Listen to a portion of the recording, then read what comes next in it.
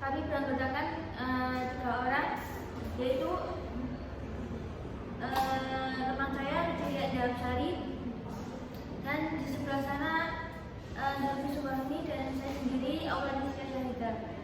Langsung saja kita masuk materi yang pertama, yaitu akan disampaikan oleh teman saya Cecilia Indah. Kepada Cecilia Indah, saya persilakan. Baik, terima kasih atas waktunya. Langsung saja di sini saya akan menjelaskan terkait pengertian sistem just in time. Wicaksono mengatakan just in time adalah suatu filosofi yang khusus membahas bagaimana mengurangi waktu produksi baik dalam proses manufaktur maupun proses non-manufaktur. Kemudian Render dan Gizer juga mengatakan just in time system adalah pendekatan berkelanjutan dan penyelesaian masalah secara paksa yang berfokus pada pengeluaran dan pengurangan persediaan. Kemudian Hansen dan Women juga mengatakan just in time system adalah suatu sistem berdasarkan tarikan permintaan yang membutuhkan barang untuk ditarik melalui sistem oleh permintaan yang ada, bukan didorong ke dalam sistem pada waktu tertentu berdasarkan permintaan yang diantisipasi. Jadi dapat disimpulkan bahwa sistem just in time ini adalah di mana dalam proses produksi itu dilakukan ketika adanya pemesanan. Jadi ketika kita belum menerima adanya pemesanan, kita belum memproduksi. Kita memproduksi ketika ada pemesanan. Kemudian selanjutnya adalah tujuan just in time. Nah, tujuan just in time ini menghilangkan pemborosan melalui perbaikan terus-menerus. Tujuannya itu untuk mengurangi pemborosan dan memenuhi kebutuhan konsumen dengan cara efisien agar dapat meningkatkan profit dalam perusahaan. Jadi kita tidak terlalu menumpuk produksi untuk mengurangi profit pada perusahaan. Kemudian konsep pokok dalam just in time. Yang pertama, menghilangkan semua aktivitas atau sumber daya yang tidak memberikan nilai tambah. Contohnya adalah ketika kita belum ada yang memesan, kita tidak memproduksi terlebih dahulu. Kemudian komitmen terhadap kualitas prima. Kemudian yang ketiga, mendorong perbaikan berkesinambungan untuk meningkatkan efisiensi. Salah satunya adalah meningkatkan profit pada perusahaan tersebut. Kemudian memberikan tekanan pada penyederhanaan aktivitas dan peningkatan visibilitas aktivitas yang memberikan nilai tambah. Mungkin itu presentasi dari saya. Selanjutnya saya kembalikan kepada moderator. Terima kasih Mbak Cecilia Indah atas pemaparan materinya.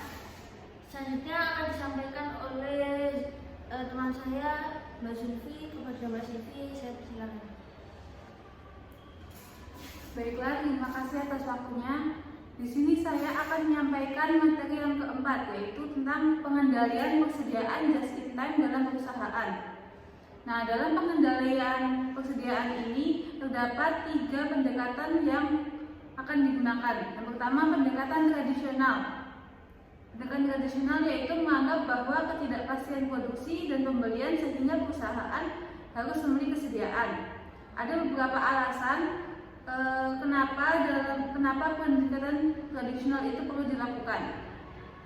Yang pertama, untuk menyeimbangkan biaya penyimpanan dan pemesanan.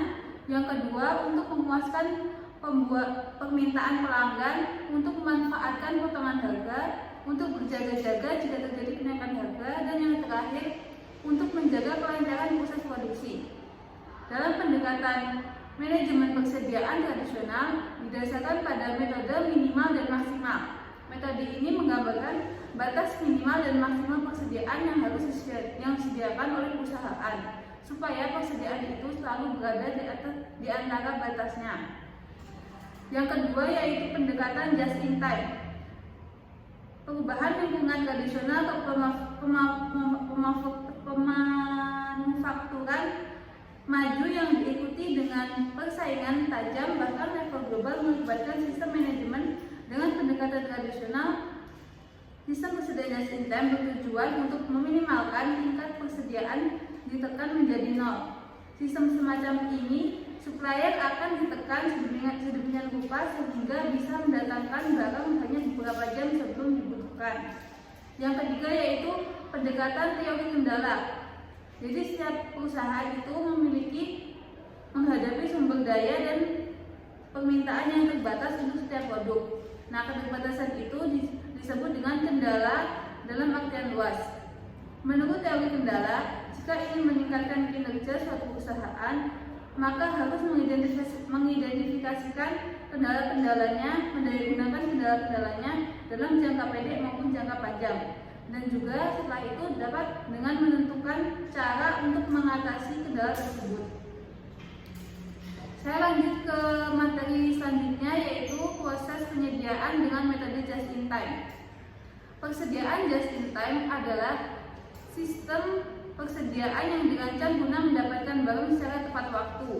Pada persediaan ini mensyaratkan bahwa proses atau orang yang membuat unit-unit rusak dapat dikirim untuk menunggu pekerjaan ulang. Sistem just in time menghapus kebutuhan akan persediaan karena tidak ada produksi sampai adanya permintaan yang datang. Hal ini berarti bahwa perusahaan harus mempunyai pesanan terus-menerus agar dapat selalu berproduksi. Dalam proses penyediaan dengan metode just in time terdapat 3 hal yang harus diperhatikan. Yang pertama yaitu biaya dalam persediaan.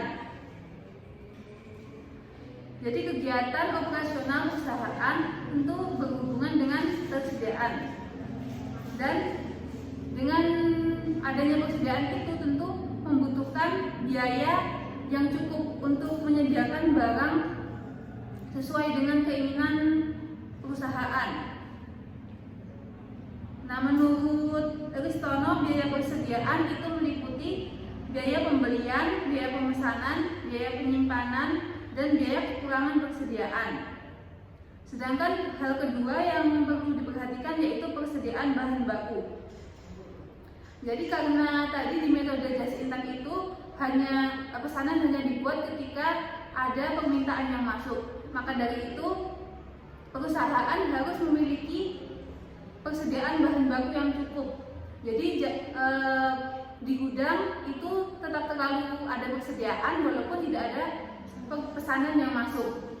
Hal ini untuk mengantisipasi jika ada suatu waktu pesanan yang masuk sehingga dapat segera diproses. Hal ketiga yang perlu diperhatikan yaitu persediaan just in time. Menurut Firdayanti, persediaan dalam just in time merupakan persediaan yang dirancang guna mendapatkan barang secara tepat. Sedangkan menurut Sofyan, fokus dari langkah-langkah penerapan just in time terletak pada eliminasi pemborosan dan perbaikan terus-menerus. Lanjut ke materi yang selanjutnya yaitu proses penerapan metode just in time. Proses penerapan metode just in time itu merupakan proses yang dimulai dari tahapan pembelian bahan baku hingga menghasilkan suatu barang dari proses produksi perusahaan tersebut. Dan di sini akan dibahas tentang proses langkah-langkah penerapan metode just in time pada persediaan. Nah, salah satunya seperti menurut Gustanto. Di sini menurut Gustanto ada 5 langkah dalam penerapan metode just in time. Yang pertama dengan membuat rencana kebutuhan bahan baku. Yang kedua menghitung biaya pembelian bahan baku. Yang ketiga menghitung dan menetapkan biaya pemesanan. Yang keempat menghitung biaya penyimpanan. Dan yang kelima total biaya persediaan. Jadi dari kelima langkah ini harus dilakukan oleh suatu perusahaan untuk mengadakan persediaan. Nah, dengan langkah-langkah ini dapat membuat persediaan itu akan lebih efektif, jadi lebih terancang karena sudah ditentukan mulai dari rencana kebutuhan yang akan dibeli apa saja, lalu dengan harga berapa saja, jadi lebih terarah, lebih efisien. Mungkin itu presentasi dari saya kembalikan kepada moderator. Ya, terima kasih Mbak Sylvia atas pembukaan materinya. Akan saya lanjutkan yaitu materi selanjutnya, kelebihan dan kelemahan just in time. Tentunya itu suatu metode itu pastinya mempunyai kelebihan dan kelemahan. Yang pertama ini saya akan menjelaskan tentang kelebihannya. Yang pertama yaitu mengurangi biaya. Mengapa kok bisa mengurangi biaya? Karena suatu perusahaan itu akan